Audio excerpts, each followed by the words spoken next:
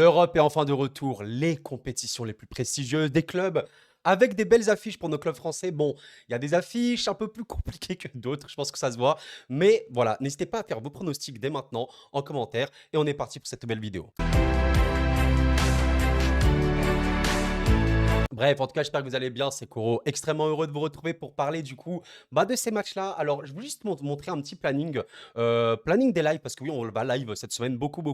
De mardi à dimanche, bon là, vous le voyez pas trop, je vais un petit peu dézoomer, mais voilà, dimanche, on aura également PSG Brest et OM OL, l'Olympico. Mais voilà, on va commenter tous les matchs de cette semaine, enfin pas tous, on pourra pas faire tous les clubs bien évidemment, mais je vous retrouve du coup en live et je fais une petite note pour vendredi. On va faire un live tier list, on va classer les favoris à la Ligue des Champions. On va prendre tous les clubs. Et on va faire une tier list en mode tout en haut, le favori ultime, juste en dessous, les 5 favoris, etc. Donc, je vous retrouve avec grand plaisir. Bref, et maintenant, on va directement commencer par Lens PSV avant toute chose. Merci à toutes les personnes qui penseront à like. Ça aide énormément la chaîne, comme vous le savez. Merci à toutes les personnes qui prendront le temps de le faire. Allez, on va commencer directement avec Lens PSV. Alors, Lens, bon, assez drôle. Parce que Lens est premier, voilà, premier de sa poule. Je sais qu'il n'y avait pas beaucoup de monde qui voyait Lens premier, mais voilà, après 2 journées, eh ben, le club français, le club nordiste est premier et il va affronter un PSV. Alors un PSV, on va essayer d'analyser ça de manière la plus concise et lucide possible, hein. Je rappelle quand même que je ne connais pas tous les clubs, hein, bien évidemment, mais on va parler du PSV. Le PSV qui est honnêtement, bah, c'est assez paradoxal parce que vous les voyez dernier de leur poule. Ils ont mis 2 buts, mais ils se sont en pris surtout 6. Un match nul, une défaite, donc c'est pas ouf. Mais les amis, bah, je suis désolé, vous regardez en Eurodivisie, bah oui, le PSV est premier, voilà, premier assez nettement, avec littéralement 9 victoires en 9 matchs, 30 buts marqués, 3 encaissés. Donc oui, c'est une dinguerie, je suis d'accord. Quand tu vois bah, l'Ajax qui est littéralement relégable actuellement, ça fait très peur. C'est là où tu te dis, bon, je ne vais pas dire que c'est le monde à l'envers, parce que le PSV a toujours été une équipe forte des Pays-Bas, mais c'est plutôt l'Ajax qui est très sous-performant. Alors, maintenant qu'on a dit ça, le PSV, c'est aussi de très bons joueurs, et en vrai, ça en atteste. On va prendre ce match-là un petit peu en Ligue des Champions, où honnêtement, Séville, je ne sais pas si Séville était un peu miraculeux, mais disons qu'ils s'en sortent bien en vrai de se prendre le 2-2. Et en vrai, tu vois qu'il y a une production offensive côté PSV qui est assez indécente. Ça, je pense que c'est vraiment ce qui reflète le plus cette équipe, c'est vraiment l'aspect offensif, notamment Noah Lang qui est assez extrême, assez monstrueux. Je pense à Luc De Jong qui est plutôt vraiment bon. Bakayoko, il donne vraiment satisfaction. Et en vrai, ça te fait une ligne d'attaque très bonne. Mais quand tu vois notamment Tillman, Verman, etc., Verman qui est très mobile, très en jambes côté PSV, bah, en fait, tu as une équipe qui est extrêmement portée vers l'offensive. C'est une vérité. Alors oui, ils prennent très peu de buts en championnat, c'est vrai, mais bah, tu regardes quand même en Ligue des Champions, bah, voilà, ils sont pris 2 buts contre Séville, ils auraient pu s'en prendre plus. Et contre Arsenal, bon, évidemment, on connaît Arsenal, ils se sont fait éteindre. Voilà, 4-0, clair, net et précis. Et honnêtement, bon, bah, ils sont tombés sur plus fort qu'eux, même s'ils ont pu se défendre. Et en vrai de vrai, bon, maintenant qu'on a dit ça, là, tu vas te déplacer à Bollard. Et du coup, on va parler de Lens, hein, bien évidemment. Lens, du coup, c'est vraiment une saison tellement particulière à analyser parce que on parle du club qui a fini bah, littéralement deuxième la saison précédente en Ligue 1, voilà vraiment à un point du PSG. Honnêtement, Lens aurait pu être champion de France, hein, littéralement, mais aujourd'hui, bah voilà, après 9 journées, c'est la 15e place, c'est proche du barragiste. C'est ça stagne un petit peu, mais il y a des choses dans le contenu. On va pas se mentir, il y a des choses dans le contenu. Bon, il y a quand même il y a un petit problème, dommage. Enfin, comment vous dire, pour les Lensois, le fait de ne pas avoir battu Le Havre au Stade de Sannes, c'est un peu dommage, même si en vrai, Le Havre s'est totalement bien battu avec ses bonnes armes. Et en vrai, j'ai noté la théorie un petit peu vous savez, peut-être que les joueurs étaient un peu moins impliqués, peut-être que ça se cherche encore.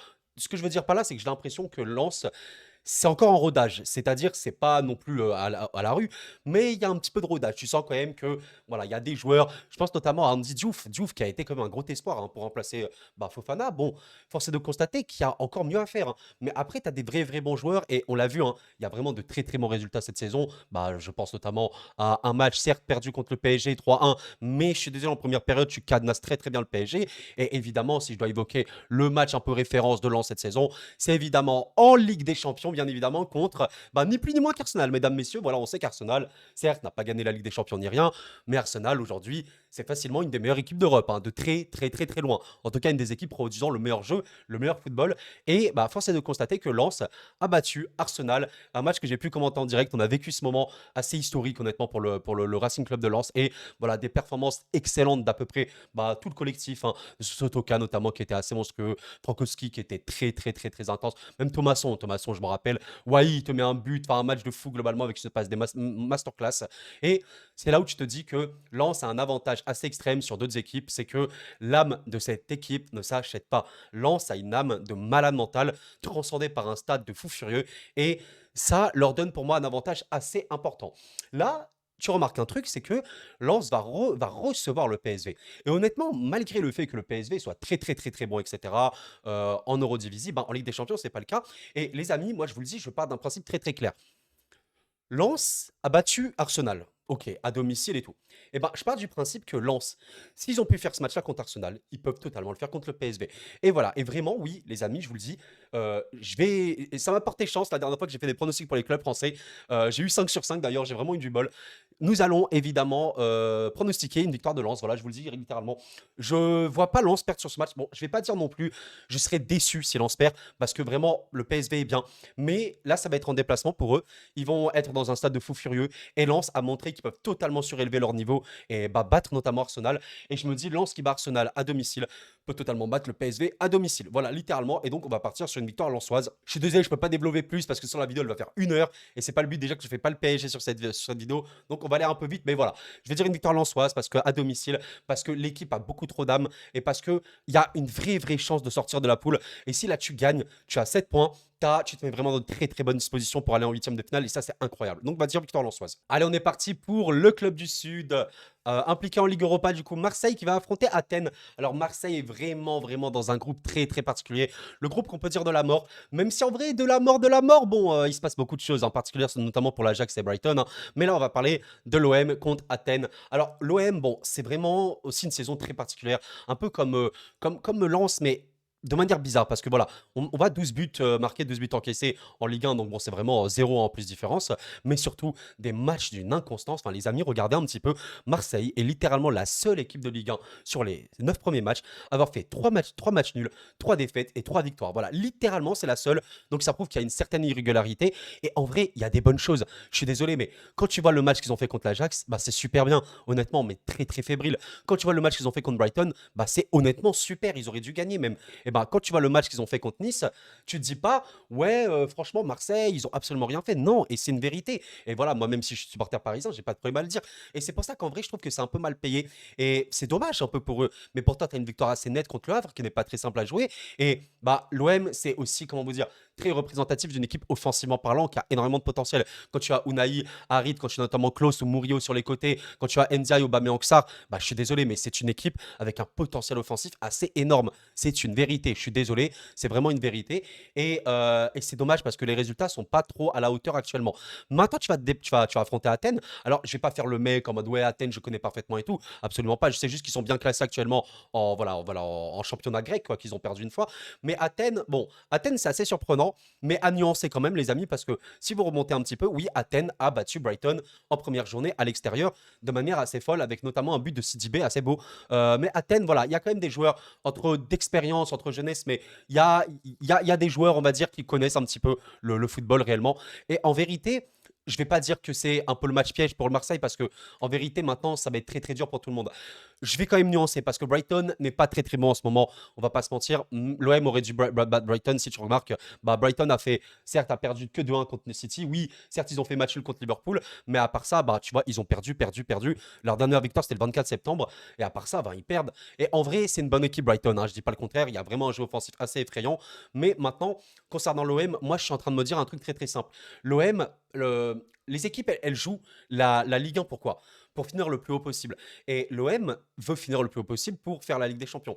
Maintenant, il y a la Ligue Europa, et c'est pas pour les sous-estimer ou quoi, mais la Ligue Europa, ça peut aussi leur convenir totalement parce qu'ils peuvent aller loin, ils peuvent pourquoi pas faire quelque chose. Et vraiment, j'ai pas de problème à le dire. Maintenant, tu es dans une poule sur le papier qui est poule de la mort, on connaît la situation de Brighton et surtout celle de l'Ajax n'est pas bonne. Tu vas affronter honnêtement une bonne équipe d'Athènes. Une équipe d'Athènes qui est même en confiance, qui est actuellement première de la poule, mais qui se prend pas mal de buts. Alors, je vais voir un match spectaculaire, je vais pas vous mentir. Vous vous rappelez un petit peu les matchs OM, Leipzig, les 5-2, 5-3 ou je sais plus quoi. Je vois un match comme ça un petit peu. Et honnêtement, tu es au Vélodrome. Maintenant, il faut arrêter. Il faut gagner. Vraiment, pour moi, les amis, si tu bats pas Athènes, qui est un peu sur le papier, entre guillemets, l'équipe la plus simple, même si la dynamique n'est pas vraiment la même, si tu bats pas Athènes chez toi, il y a un problème pour moi. Et je pense qu'ils vont être un peu sur la même dynamique. C'est-à-dire que contre Monaco, il y a eu des bonnes choses. Contre l'Ajax, il y a eu des très bonnes choses. Là, il y a vraiment eu des bonnes choses sur tous les derniers matchs de l'OM. Je vois enfin ces bonnes choses se concrétiser. et je vois une victoire marseillaise. À nuancer quand même parce que j'ai peut-être peur que les joueurs de l'OM pensent beaucoup à l'Olympico qui arrive, un Olympico très spécial qu'on va commenter sur la chaîne évidemment, mais je vois sincèrement une victoire marseillaise malgré le tableau voilà, très très compliqué qui arrive pour l'OM. Je vois une victoire marseillaise pour ce match-là. Et je pense que ça sera vraiment leur première victoire, ils auront 5 points et ils seront actuellement ouais, premier de la poule et ce sera très bien. Donc oui, je vois victoire pour Lens, victoire pour l'OM actuellement et c'est voilà, je pense que ça va se faire et j'espère que ça va se faire au moins pour les clubs français quoi. Alors les amis, on va passer assez vite sur ce match-là parce que honnêtement, j'ai peu de choses à dire sur le Panathinaikos, un peu comme Athènes, mais on va parler de Rennes bien évidemment. Alors Rennes, une équipe, je vous avoue, c'est un peu j'aime beaucoup Rennes en plus, c'est un peu une de mes déceptions de la saison Rennes actuellement parce que c'est une équipe que je voyais dans le top 3 de Ligue 1, mais là actuellement tu les vois en Ligue 1, ben, certes ils marquent beaucoup, mais ils prennent beaucoup et bon, ils ont 5 matchs nuls, 2 victoires, 2 défaites, c'est pas du tout suffisant. C'est tellement dommage parce que tu sens que cette équipe elle est encore en rodage et elle est pas assez bien huilée et honnêtement, il y avait des belles choses hein, mais qu'est-ce que c'est. Il y a une inconstance, mais il y a aussi une manque de. Enfin, je sais pas, de tranchant, de qualité tout simplement. Et c'est dommage parce que là, tu perds le derby contre Lorient. Lorient qui tire très très peu, mais qui marque hein, et qui gagne avec une position très très très stérile pendant la plupart du temps pour Rennes. Et c'est tellement dommage parce que cette équipe a tellement de talent. Quand tu vas Blas, quand tu vas Bourigeaud, Lefebvre, Gouiri, Kalimundo. Non mais les amis, c'est un délire. Il y a énormément de qualité à Rennes, mais après, tu as des joueurs honnêtement qui te mettent mal. Omari, honnêtement, il tue un petit peu Rennes sur le dernier match. Et voilà, tu as Désiré Doué, les frères Doué, tu as Salah. Sincèrement, je comprends pas comment Rennes n'est pas plus haut. Alors, je sais pas si Bruno Genesio a une certaine limite, mais à un moment, il faudra se remettre en question. Et là, bah, je suis désolé, mais tu regardes, tu analyses clairement. Bah, ok, tu vois que Rennes éclate le Maccabi Haïfa de bonne manière. Mais après, tu as un match décevant contre Montpellier. Ensuite, tu bats, on va dire, de manière assez nette Nantes pour le derby. Mais ensuite, bah, très très rageant, parce qu'en plus, on peut dire que l'arbitrage a été léger. Tu perds, j'ai bien dit, tu perds contre le Villarreal. C'est dommage parce qu'honnêtement, ce match-là, tu mérites de le remporter. Mais après, contre le PSG, même si tu montres de belles choses, tu perds encore. Contre l'Orient, tu te sabotes un petit peu, tu perds. Donc oui, les amis, ça fait Rennes 3 défaites de suite. Tu vas te déplacer au Pana, donc c'est pas un match simple. On sait que le Pana, j'ai pas envie de rappeler des mauvais souvenirs pour l'OM, mais qui a éliminé l'OM en barrage de Ligue des Champions. Et là, c'est un peu compliqué parce que bon, on va pas dire que le Pana c'est non plus l'équipe du siècle, hein. Voilà, actuellement ils sont en Grèce, bah voilà, ils sont quatrième. D'ailleurs, MDR, je suis mort. À l'heure où je parle, ils sont en train de jouer contre l'Olympiakos. Non, mais s'il vous plaît, c'est trop drôle. Donc voilà, mais à un moment, je suis désolé, Rennes doit montrer c'est qui. Et j'aimerais bien que nos clubs français brillent en Europe. Ça m'a vraiment saoulé le fait qu'ils aient perdu que 1-0 contre le Villarreal après une très très bonne victoire contre Maccabi. J'ai vraiment peur de ce match-là. J'ai vraiment peur que, en vrai, Genesio fasse énormément tourner, que ce match soit pas pris au sérieux. Ça, franchement, on en parlera dans une autre vidéo. Mais à quoi ça sert de jouer la Ligue 1, de se qualifier pour l'Europe, de faire tourner et vraiment de ne pas inculquer cette culture de la gagne? Je comprends pas. Oui, la Ligue 1, c'est important. Oui, on veut finir le plus haut possible. Mais que vous soyez supporter lensois, marseillais, rennais ou n'importe qui, sincèrement, vous êtes en Europe, vous voulez pas jouer cette compétition à fond parce que sinon, à quoi ça sert de jouer la Ligue 1? À quoi ça sert de tous les ans jouer la Ligue 1 pour finir le plus haut possible? C'est pour jouer l'Europe. Donc respectons ces compétitions et jouons notre vie. Et c'est dommage. Donc j'ai un peu peur pour ce match-là. J'ai un peu peur. J'ai vraiment pas envie de dire une défaite rennaise encore une fois, même si honnêtement, j'ai peur que ça fasse beaucoup tourner. J'ai peur que la dynamique elle soit encore mauvaise. J'ai peur qu'en vrai l'équipe elle tourne pas très très bien. Je vais dire un match nul, mais j'espère secrètement une victoire rennaise. Je vais dire un match nul. Honnêtement, Rennes a tout sur le papier pour gagner. C'est une des meilleures équipes sur le papier de France. Mais est-ce qu'elle va le faire? Je ne sais pas. Je vais dire match nul pour ce match. Alors là, mes amis toulousains, si vous m'écoutez, nous sommes sur un match de prestige, un match qu'on va commenter évidemment en direct, comme vous le voyez. Ce jeudi à 20h30, nous commenterons le fameux Liverpool-Toulouse. Bon, excusez-moi, j'ai un peu inversé quelques petites choses. Nous allons commenter ce match qui s'annonce assez exceptionnel, qui s'annonce assez beau. Toulouse est une des rares équipes françaises actuellement qui n'a toujours pas perdu en Europe. Et voilà, donc il va se déplacer à Anfield. Et waouh, juste waouh, quel match de prestige, honnêtement. Amis toulousains ou juste supporters et amoureux du foot français, profitons de ce match-là. Parce que même s'il y a une grosse claque pour Toulouse, c'est pas grave. Sincèrement, c'est pas grave. C'est tu affrontes Liverpool. Tu affrontes un monstre. On va quand même parler de Liverpool avant de parler de Toulouse. Bon, Liverpool, voilà, je vais pas vous faire un dessin. Une des meilleures équipes anglaises. 20 buts marqués, donc une des meilleures attaques d'Angleterre. 9 buts encaissés. Une des meilleures défenses d'Angleterre. Une équipe qui a une certaine constance avec des très très bons joueurs, malgré le fait que c'est plus le grand Liverpool, années 17-18, etc. Bien évidemment, je ne parle pas non plus du 20e siècle, mais juste au 21e siècle. Mais voilà, tu as une équipe qui, sur le dernier match contre Everton, a honnêtement totalement asphyxié, annihilé Everton. 80% de possession, un jeu assez merveilleux, très très flamboyant, honnêtement. C'est très très beau. Et bon, bah, comme vous voyez, Salah un doublé, un Mohamed Salah assez exceptionnel. Alors, peut-être encore une fois, le meilleur joueur de Liverpool, mais bon, j'ai envie de dire c'est une constante assez normale, hein. Salah est un des meilleurs joueurs du monde depuis des années. C'est honnêtement voilà, un des meilleurs joueurs Je pense de je pense que c'est un des meilleurs joueurs de l'histoire du football anglais qui a jamais foulé cette pelouse. Il est tellement, tellement, tellement, tellement au-dessus. Un ailier qui marque autant que des avancantes, même plus. Une légende du foot africain, une légende du foot des Luciens. Enfin, c'est une légende absolue. Et il est très, très fort. Mais à part lui, bon, t'as des McAllister, t'as des Gravenberch, t'as des Szoboszlai qui sont exceptionnels, notamment Konaté, Van Dijk, Alisson. Bon, le triangle, il est assez fou. 31 Oxford-Arnold, honnêtement, ben. Il apporte énormément offensivement, certes, il peut avoir un peu d'espace défensivement, mais il est toujours aussi fort. Jota, honnêtement, avec l'usage, je trouve qu'ils font un bon début de saison. Et quand tu sais que tu as potentiellement Nunez, Elliott et tout sur le banc, oui, ça fait peur. Oui, oui, je sais, ça fait peur. Liverpool fait peur. Liverpool est très, très fort.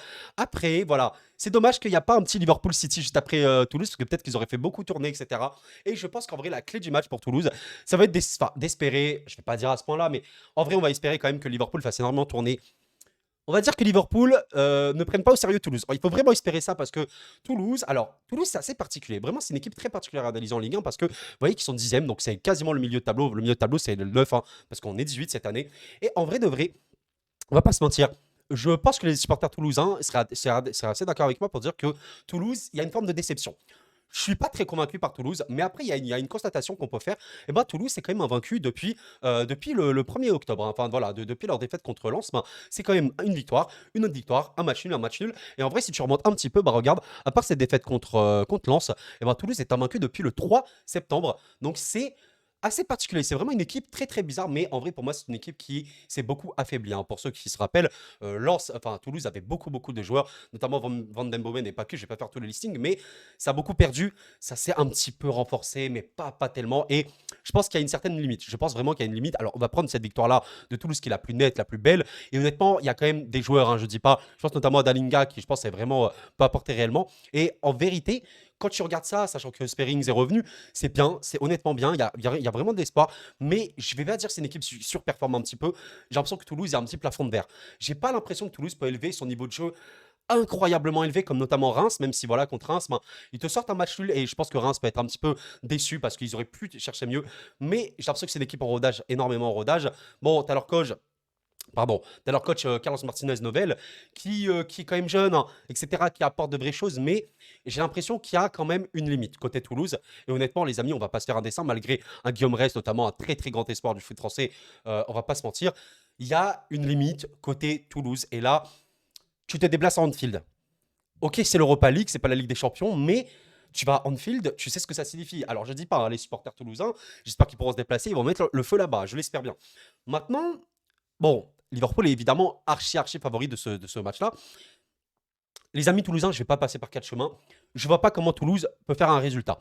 Le seul moyen pour moi qu'il y ait un résultat, c'est que Liverpool fasse énormément tourner. Mais quand on regarde ce match-là contre l'Union Saint-Gilloise, donc voilà en Europa League, et ben tu regardes quand même un truc, c'est que certes, ça a un petit peu tourné. Il y a Tsimikas, il y a Kansa qui est là, il y a Endo, etc. Bref, mais bah, il y a toujours Salah, il y a toujours Jota, il y a potentiellement Nunez qui est dessus. Et en vérité, bon, bah, je suis désolé, mais Liverpool a toujours des joueurs monstrueux. Ça, c'était contre l'Union Saint-Gilloise. Si on remonte un petit peu et on passe sur le LASK, eh ben, on va regarder, mais je suis quasi sûr que bah voilà, Liverpool a là vraiment pour le coup bien tourné, on va pas se mentir, même s'il y avait toujours Nunez, Diaz et tout. En vérité, même le banc de Liverpool, c'est quand même un banc de grosse qualité. Et même si Salah est sur le banc, parce que Salah est le meilleur joueur, personnellement, je vois une victoire de Liverpool. Je vois pas une victoire très très nette non plus parce que je trouve que Toulouse, il y a un truc qu'on peut pas leur enlever. Je trouve qu'il y a quand même une forme de solidité. Il y a quand même une défense qui est pas si pire à Toulouse, même si la production peut être un peu moindre. Je trouve que Toulouse, défensivement parlant, c'est pas dégueulasse non plus. Surtout que tu Rest, avec le potentiel qu'il a, il peut te sortir des matchs de malade mental. Honnêtement, j'aimerais dire un match nul. Mais la victoire de Liverpool me paraît très crédible. Je vais dire match nul pour le fun, hein, vraiment pour y croire. Je vais dire match nul par principe.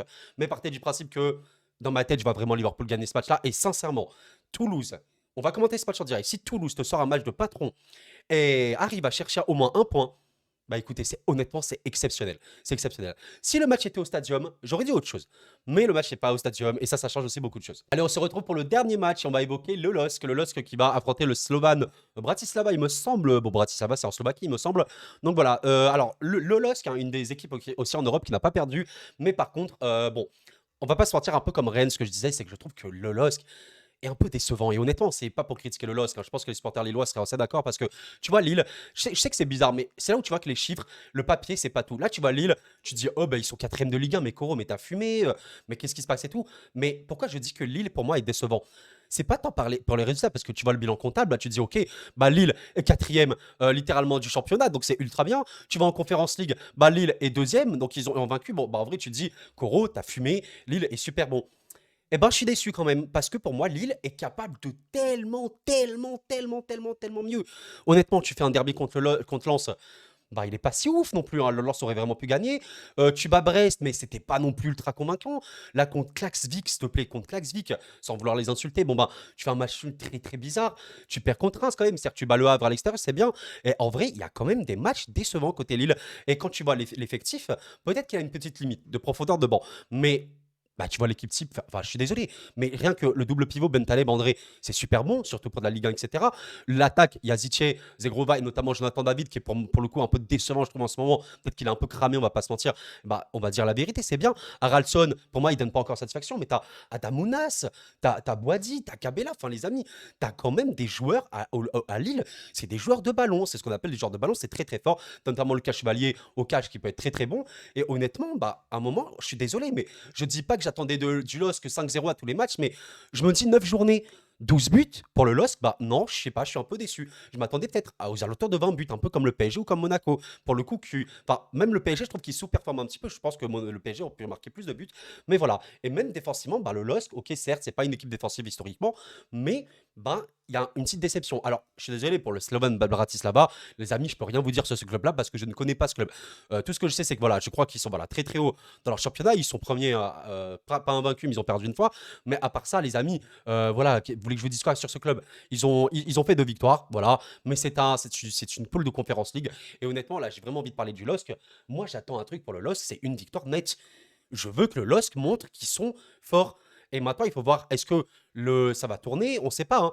Mais c'est à Pierre Mauroy en plus. Donc vraiment, là, les amis, sincèrement, moi, je vous le dis honnêtement, à Pierre Mauroy, tu ne bats pas Bratislava Slovan, il y a un problème. Je suis désolé, il y a un problème. N'hésitez pas à me dire ce que vous en pensez du LOSC, mais vraiment, moi, j'ai une forme de déception. Je m'attendais à mieux. Je m'attendais vraiment à mieux.